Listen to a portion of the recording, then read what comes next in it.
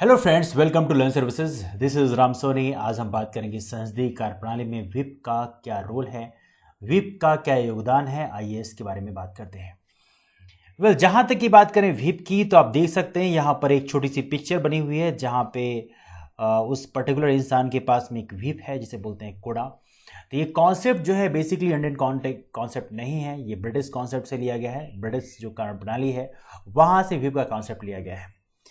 देखा जाए तो प्रेजेंट टाइम में इसका क्या रोल है, प्रेजेंट टाइम में आखिर व्हिप की इतनी चर्चा क्यों हो रही है, आइए थोड़ा इसके बारे में बात करते हैं।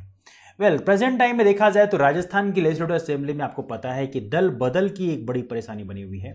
सचिन पायलट और उनके साथ में जो विधायक हैं उनकी दल विरोधी गतिविधियों के कारण उनके अगेंस्ट में दल बदल विरोधी कानून के अंतर्गत उनकी जो सदस्यता है वो भंग करने की बात हो रही है ना। यदि किसी के ऊपर दल बदल कानून लगता है तो प्रॉब्लम क्या होती है कि वो उसी सेम सेशन में बिना इलेक्शन जीते वो मंत्री नहीं बन सकते। यानी सचिन पायलट और उनके सहभागी जो हैं उनके ऊपर एक दल बदल कानून लगता है तो वो उसी सेशन में, कई बार ऐसा होता है कि मिनिस्टर तो कोई बन सकता है, बट यदि आपके ऊपर दल बदल कानून लग गया तो आपको दोबारा इलेक्शन जीतना आपके लिए मस्ट हो जाता है। बिना इलेक्शन जीते आप उस मंत्रिमंडल में मिनिस्टर नहीं बन सकते। अब प्रॉब्लम क्या होती है कि दल बदल कानून यदि लगता है, it is quite dangerous one. Recently देखा जाए तो जो राजस्थान के व्हिप हैं, जो राजस्थान के चीफ व्हिप हैं, चीफ व्हिप क्या होते हैं? पहली बात तो आपको ये जाने कि राजस्थान के चीफ व्हिप होते क्या हैं। चीफ व्हिप होते क्या हैं? मुख्य सचेतक का मतलब क्या होता है? इसका मतलब ये होता है कि हर एक पार्टी अपनी एक व्हिप अपॉइंट करता है, चीफ व्हिप अपॉइंट करता है। वो किसी भी दल बदल विरोधी गतिविधियों की बेसिकली एक अनुशंसा करते हैं, उसको ऑब्जर्व करते हैं। और यदि कोई विधायक या सांसद उनकी पार्टी का दल बदल विरोधी गतिविधियों में शामिल हैं तो उनके ऊपर डिसिप्लिनरी एक्शन लिया जाता है। और इस एक्शन में कई बार ऐसा भी होता है कि उन्हें पार्टी से बाहर निष्कासित कर दिया जाता है, या उनकी जो सदस्यता है लोकसभा की, विधानसभा की या जिस भी हाउस की है उसकी सदस्य से उन्हें वंचित कर दिया जाता है। रिसेंटली देखा जाए तो ये केस आपने सुना होगा, बिहार में एक केस था, हालांकि रिसेंट का नहीं है, थोड़ा टाइम हो गया।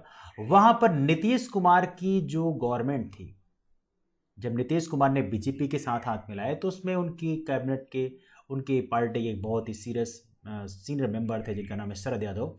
उन्होंने पार्टी की जो फाउंडेशन है उसकी अवहेलना की और इसके अंतर्गत उनके ऊपर दल बदल कानून लगा और उनकी बेसिक सदस्यता जो राज्यसभा की थी, संसद की, वो खत्म कर दी गई।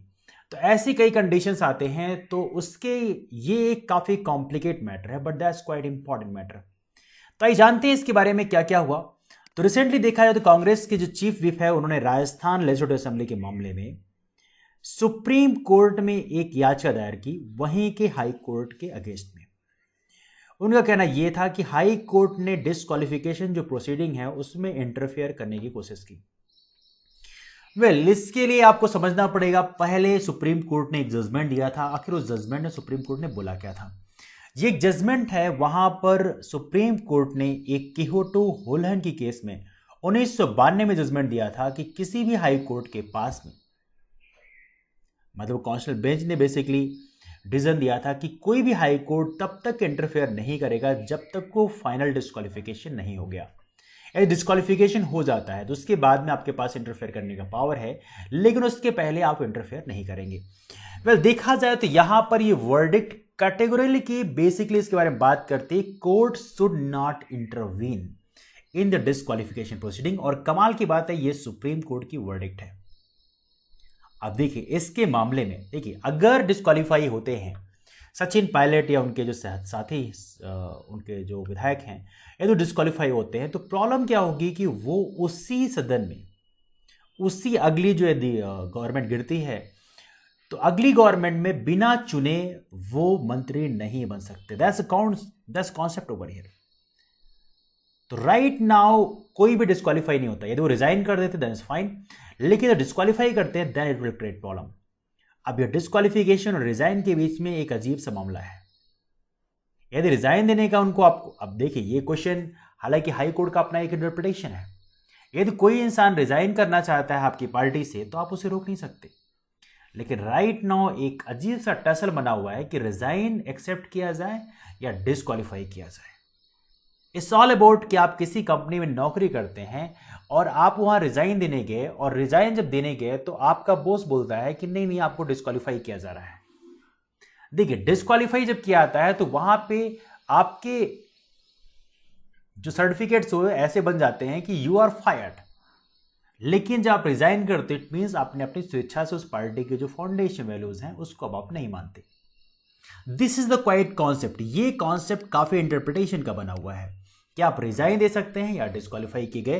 That's quite concept. देखा जाए तो कॉन्सेप्ट, विप का जो कॉन्सेप्ट ब्रिटिश पार्लियामेंट से लिया गया है, लेकिन इसमें विप का मतलब ये होता है कि हर एक पार्टी अपना एक विप अपॉइंट करती है, चाहे संसद में हो, चाहे लोकसभा, राज्यसभा, विधानसभा, जहां भी हो, वहां पर अपना विप अपॉइंट करती है। और विप का काम ये होता है कि वो निगरानी रखे हर किसी पर कि आपके जो काम करने का तरीका है किसी पार्टी लाइन के अगेंस्ट में तो नहीं है।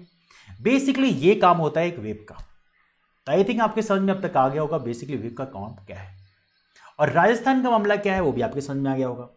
यदि आपके पास कोई डाउट्स हैं तो let me know about that thing. फिलहाल इस वीडियो के लिए इतना ही। आपसे वीडियो यहाँ पे आए, thank you so much. Do not forget to hit the like button, you can share it to among friends, और चैनल को सब्सक्राइब करना मत भूलें। ओके, तो bye, take care, thank you so much, thank you.